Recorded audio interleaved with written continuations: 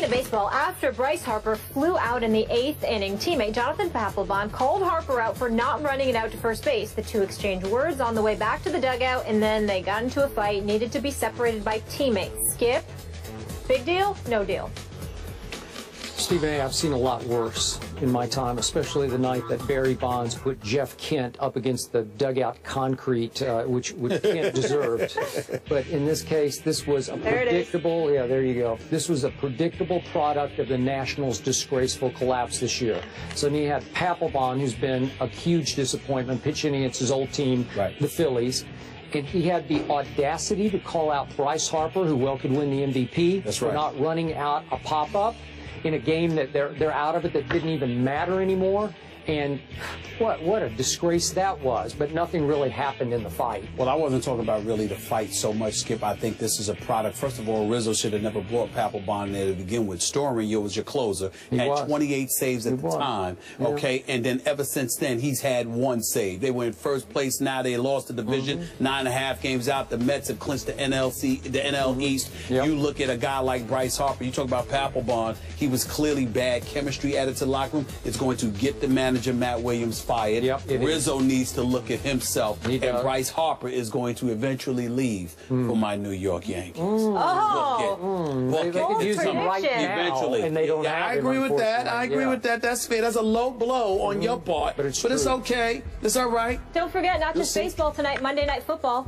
Chiefs at Packers will react to that game first thing on Tuesday. Now 3-0 for the first time since reaching the Super Bowl in 2003, defeating the division rival Saints Sunday in New Orleans 27-22. But everything didn't go Carolina's way. During the game, Cam took a hit near the sideline as he released the ball. Now after he got up looking for a flag and turned toward the referee, Ed Hockley, for explanation. Then Hockley said something to Cam that just absolutely stunned him. Take a listen. The response that I got was, Cam, you're not old enough to get that call. So I'm looking at him like, what? Jesus, I didn't think you had to have seniority to get a personal foul or anything like that. I'm ticked off, really. You know, just the fact that it's kind of, one, did he miss the call? If he would have said he missed the call, okay, that's one thing. But for his response to be what it was, I'm not old enough to get that call. Jeez. So, heaven forbid he gets any rookies. You know, they're going to have a long day, man. Ooh, NFL VP of officiating Dan Blandino was on NFL Network this morning and said that Ed Hockley denied saying this, but Blandino also said if the conversation is confirmed after an investigation, Hockley could face discipline. Skip, what do you make of all this? Stephen A., I'm on Cam's side here. Now, I'm having to take Cam's word for it that Ed Hockley said to him what Cam said that he said, but the way Cam said it in his post-game media session came across to me as completely authentic. He didn't seem to be guessing about it. He seemed 100% sure that's what Ed Hockley said to him as soon as he bounced up without getting a call. So, to me, if that's true, and I'm going to guess that it was true, but I could be wrong. Maybe we'll hear from Ed Hockley today. I don't know. We haven't he needs to say something. He does need to say something. I'm with you on that. If he did say that, it was completely out of bounds, and he should be disciplined for saying that to him. Now, we don't usually hear this in the sport of football. We hear it a lot in baseball, that there'll be a lot of back and forth between a plate ump and a pitcher after the game. They'll fire back and forth verbal volleys. But I can't remember the last time that it came out after an NFL game, the quarterback calling out the head referee. Remember, he's the crew chief. And just for those who don't know, he's become something at Hockley of a celebrity ref in the National Football League. This is his 26th season, and for 24 of those seasons, he has been a crew chief. So he was the big cheese right away as a young referee. And he has often been voted by coaches as one of the top officials in football, one of the top referees. And he's also become something of a celebrity ref in that he was on the cover of Sports Illustrated in 2012 when the refs, remember the impasse, where the labor impasse ended. They cheered when they came back. But my question to you, and I'm throwing it out to our viewers, is it possible that Ed Hockley has gotten a little too full of himself, that he's going to now interpret the rules the way he wants to interpret the rules? What I don't get is, Cam's not a young player anymore. This is his 5th year. I don't consider him a young pup anymore at age 26. And so I'm having to guess what Ed was trying to say to him. Is he saying that only aging quarterbacks who are immobile get that kind of call? I don't know. Is he saying that Cam's still young enough and mobile enough and just good enough that I'm not going to give you that call? Well, if that's what he's saying, that is so out of bounds, because you're now reffing players by their ability or their age. And as Cam said, what's he going to say to a rookie? You know what? It's not fair to Cam Newton. And I'm happy that he called him out. But in the end, you know and I know, this may not play well with other referees around the league, that you broke the vow of silence on the football field. What is said here stays here.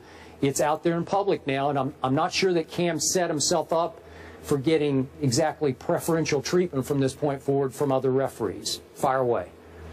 I have a bevy of thoughts on this issue. Number one, I completely believe Cam Newton. That's number one. Me too. It is, to be fair to Ed Hockley, we haven't heard his side. We haven't heard from him directly. So in the interest of fairness, we have to throw that caveat out there. But I don't think that Cam's words alone is just piercing. I think the fact that he has it supported by video really highlights it. If you look, you can't tell what Cam Newton is saying. I almost had to sneeze, excuse me. He's saying that. There you go. That's what I need to get out. You can't say for sure nobody heard what Hockley said to him. But look at Cam's reaction. Yep. Look at how he stops and looks at him and then walks back. I'm with you. You clearly could see that Hockley said something to him that made him stop, which is why the reporters, smart enough to pick up on it, asked, what was that about? And Cam highlighted what was said to him. So on that point, you're absolutely right. When you speak to the issue of an official and him talking about Cam's lack of seniority, it's a couple of things you peel from that, Skip. Number one, are you really saying, because Cam's not that young anymore, like you said, he's been in the league 5 years.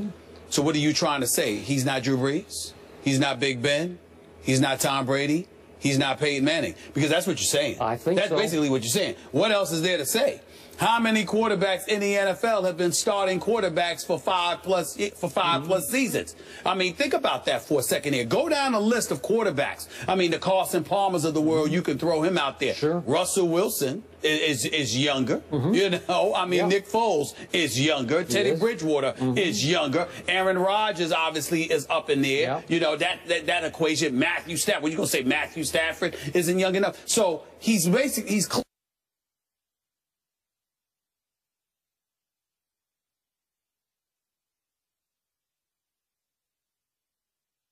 and Skip, allow me to spread or transcend from football to baseball as well. You know, I watched Madison Bumgarner for the San Francisco Giants pitch last week and have a 17-second stare down with the umpire. Let me tell you how egregious that was. Right? With the plate umpire, right? Let me tell you how egregious that was. Not only because of the fact that the umpire was literally instigating it, okay, by taking off his mask and staring down Bumgarner. Bumgarner threw strikes. Those should have been called strikes. And the umpire had an attitude with him and clearly did not call strikes.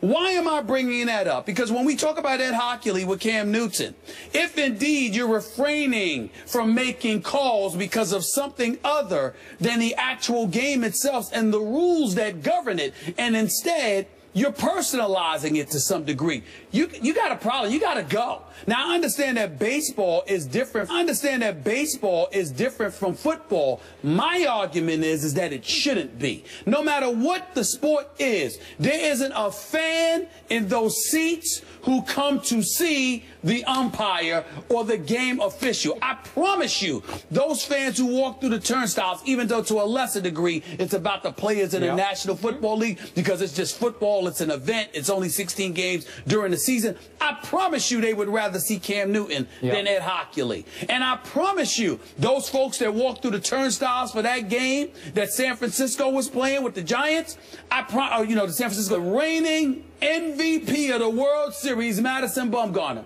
Come out there and pitch. Totally agree. So when you've got that problem, I know, it's got to be addressed. across the board because the fans are being robbed as much as anybody else when that happens. Okay.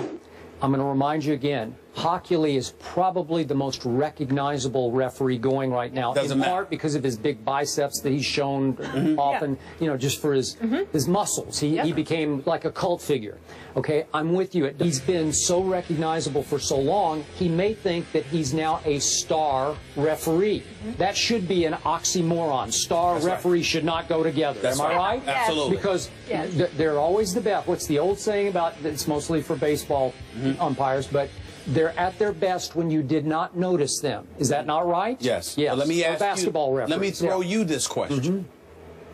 How many fans do you know who the game officials are going to be prior to their arrival to the game? Some gamblers probably do. But I understand gamblers. That's about it. That's about it. Nobody else knows who the hell the referees are going to be, who the officials are going to be prior to the game.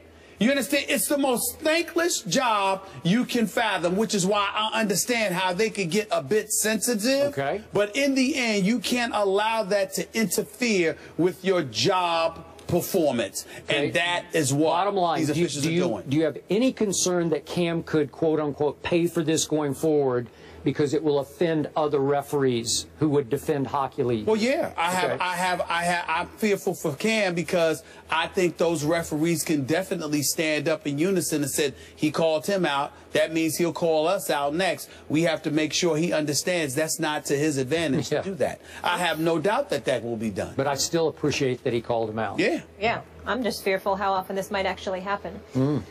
The Steelers lose their franchise quarterback for several weeks. So what impact does Big Ben's knee injury have on the AFC North? Look who's here. Hello, Eric Allen in the house. What's he doing? We'll weigh in when we come back. It's cold out here.